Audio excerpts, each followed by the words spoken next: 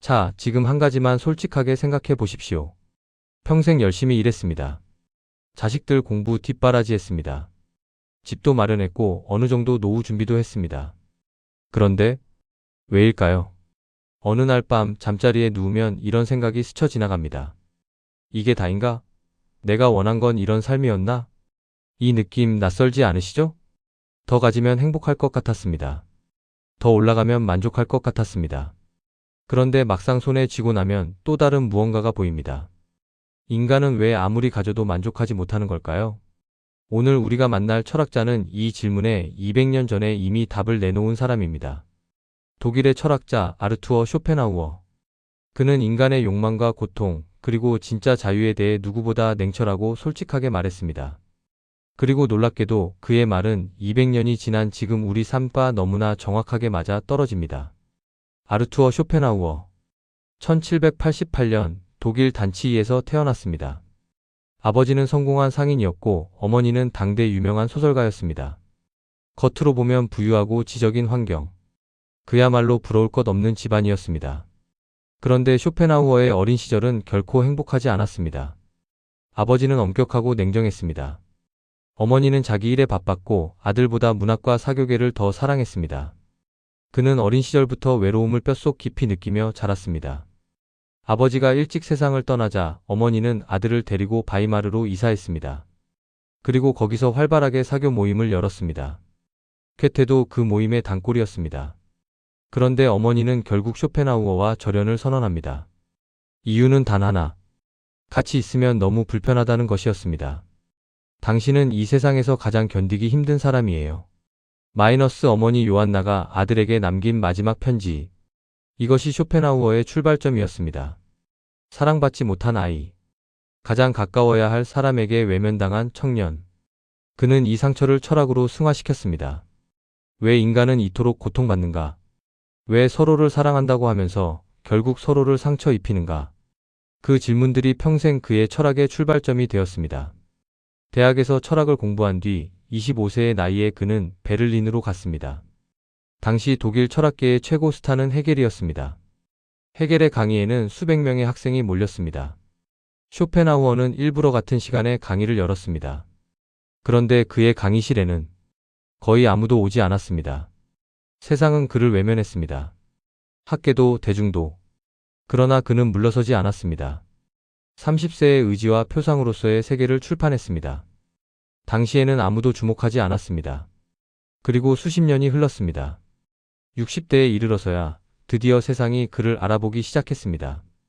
말년의 쇼펜하우어는 비로소 명성을 얻었습니다.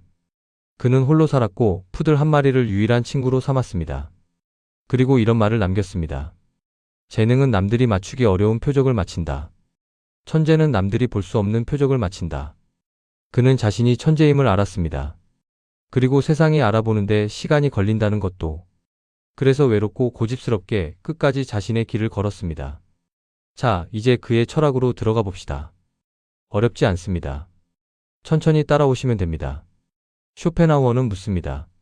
우리는 왜 살아가는 걸까요? 무엇이 우리를 움직이게 할까요? 그는 이렇게 답합니다. 우리를 움직이는 것은 이성도 사랑도 신의 섭리도 아니다.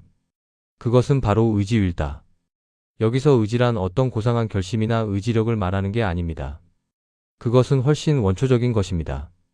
배가 고프면 먹고 싶다는 충동, 목마르면 마시고 싶다는 충동, 누군가를 사랑할 때 느끼는 끌림, 더 높은 자리에 오르고 싶다는 욕구, 더 많이 갖고 싶다는 욕망. 이 모든 것이 쇼펜하우어가 말하는 의지입니다. 그는 이 의지가 단지 인간에게만 있는 것이 아니라고 했습니다. 식물이 빛을 향해 자라는 것도 강물이 낮은 곳으로 흐르는 것도 모두 의지의 표현이라고 봤습니다. 우주 전체가 하나의 거대한 맹목적 의지로 가득 차 있다는 것이지요. 그런데 문제가 있습니다. 이 의지는 맹목적입니다. 목표가 없습니다. 방향도 없습니다. 그냥 원하고 또 원하고 끊임없이 원할 뿐입니다. 우리도 마찬가지입니다. 취직하면 더 좋은 직장을 원합니다. 집을 사면 더 큰 집을 원합니다. 아이가 대학에 가면 더 좋은 곳에 가기를 원합니다. 그렇게 원하다가 은퇴를 맞이합니다. 그리고 문득 멈춰 서서 생각합니다. 나는 무엇을 위해 달려온 걸까? 쇼펜하우어는 의지와 표상으로서의 세계에서 이렇게 표현했습니다. 삶은 원하는 것을 얻으려는 끊임없는 노력이다. 그러나 원하는 것을 얻으면 곧바로 새로운 욕망이 나타난다. 그러니까 욕망이란 채울 수 없는 구멍과 같습니다. 채우면 채울수록 구멍은 더 커집니다. 이것이 쇼펜하우어가 본 인간의 근본적인 모습이었습니다. 이 부분이 오늘 영상의 핵심입니다. 왜 우리는 아무리 가져도 만족하지 못할까요? 쇼펜하우어는 세 가지 이유를 제시합니다. 첫 번째 이유 마이너스 욕망의 구조. 욕망은 원래 채워지지 않도록 설계되어 있습니다. 생각해 보십시오. 배가 고파서 밥을 먹습니다. 먹고 나면 배가 부릅니다. 그러면 행복할까요? 잠깐은 그렇습니다. 그런데 몇 시간 후 또 배가 고파집니다. 이것이 욕망의 구조입니다. 돈에 대한 욕망도 마찬가지입니다. 통장에 1억이 생기면 행복할 것 같습니다. 그런데 막상 1억이 생기면 눈은 자연스럽게 10억을 향합니다. 10억이 생기면 100억이 보입니다. 이것은 탐욕이 아닙니다. 인간의 본능입니다. 욕망의 충족은 행복이 아니라 고통의 일시적 중단일 뿐이다. 쇼펜하우어의 이 한마디가 저는 60대 이후의 삶을 설명하는데 가장 정확하다고 생각합니다. 우리가 평생 달려온 이유는 실은 행복을 얻기 위해서가 아니라 고통을 피하기 위해서였을지도 모릅니다. 두 번째 이유 마이너스 비교의 함정. 인간은 절대적 기준이 아니라 비교로 자신을 판단합니다. 예를 들어보겠습니다. 내가 아파트 30평에 살면 20평에 사는 친구보다 행복할까요? 처음에는 그럴 수 있습니다. 그런데 40평에 사는 사람을 알게 되는 순간 내 30평은 초라해집니다. 이것을 심리학에서는 상대적 박탈감이라고 부릅니다. 쇼펜하우어는 이미 200년 전에 이것을 알고 있었습니다. 인간의 불행은 대부분 비교에서 온다. 자신이 가진 것 자체를 볼 줄 모르기 때문이다. 오늘날 SNS를 보십시오. 남들의 멋진 여행 사진, 화목한 가족 사진, 잘 나가는 자녀 자랑. 그것을 보면 내 삶이 문득 초라해지는 느낌 받아보신 적 있으시죠? 그것이 바로 비교가 만들어내는 함정입니다. 그 함정에서 벗어나는 방법은 비교 자체를 멈추는 것입니다. 세 번째 이유 마이너스 고통과 지루함 사이. 쇼펜하우어는 인간이 두 가지 상태 사이에서 끊임없이 진자처럼 흔들린다고 말합니다. 하나는 고통, 또 하나는 지루함입니다. 원하는 것이 없으면 지루합니다. 무기력합니다. 은퇴 직후 갑자기 할 일이 없어진 분들이 느끼는 그 공허함이 바로 이것입니다. 그런데 무언가를 원하면 고통이 시작됩니다. 얻으려고 애를 씁니다. 경쟁합니다. 실패할까봐 두렵습니다. 얻어도 잠깐의 기쁨 후에 또 지루해집니다. 인간의 삶은 고통과 지루함 사이를 영원히 오가는 시계추와 같다. 이것이 쇼펜하우어가 바라본 인간 삶의 구조입니다. 처음 들으면 굉장히 비관적으로 들립니다. 그런데 사실 이것은 비관이 아닙니다. 이것은 현실에 대한 정직한 진단입니다. 의사가 병을 정확히 진단해야 치료를 시작할 수 있듯이 삶의 구조를 정확히 보아야 해결책을 찾을 수 있습니다.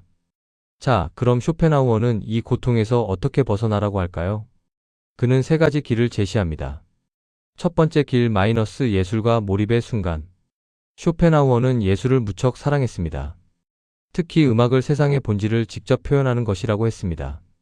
그는 음악을 들을 때 사람은 잠깐이나마 욕망에서 벗어날 수 있다고 했습니다. 생각해 보십시오.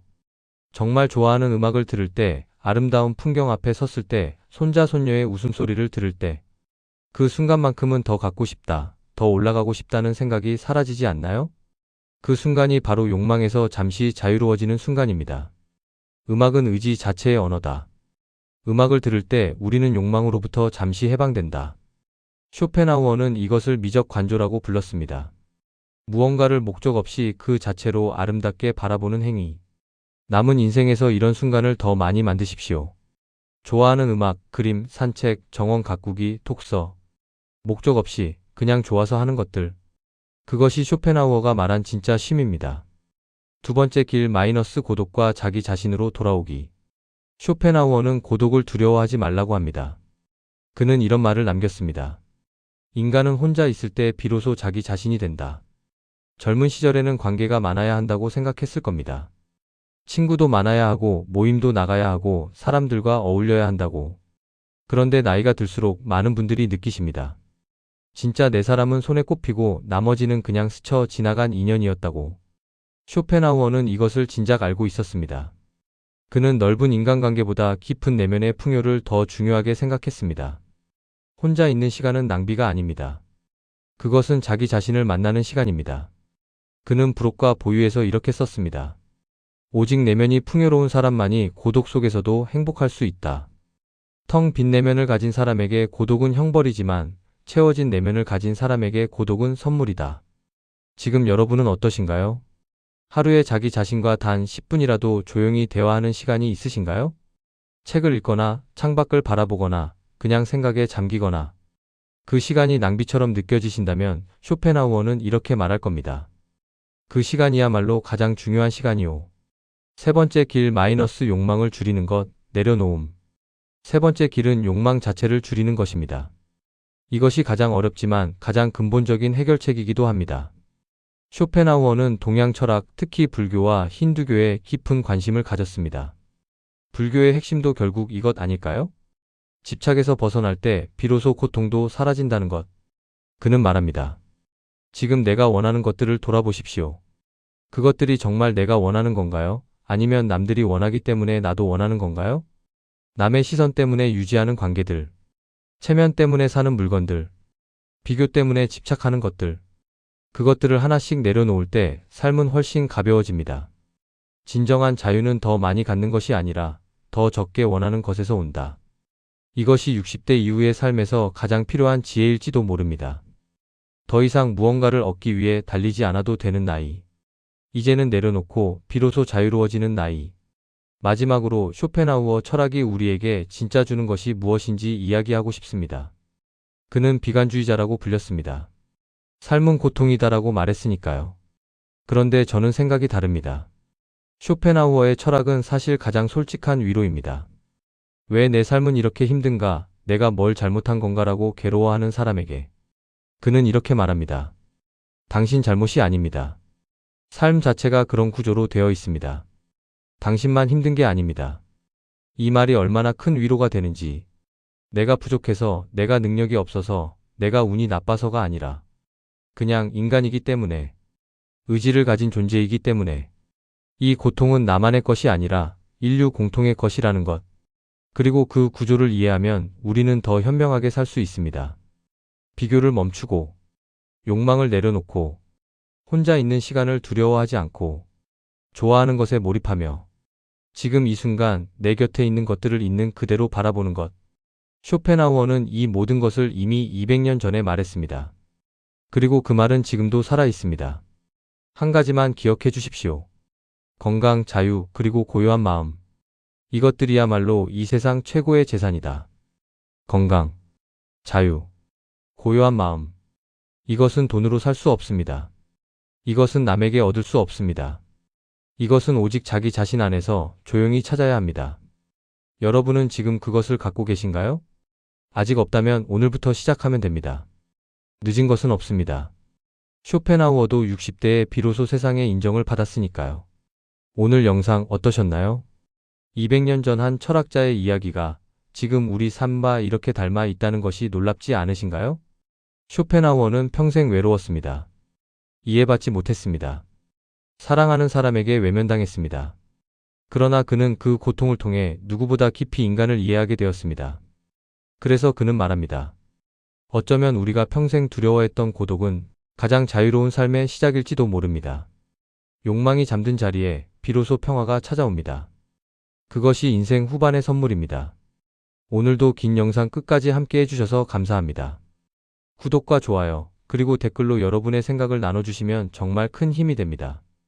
다음 영상에서 또 뵙겠습니다.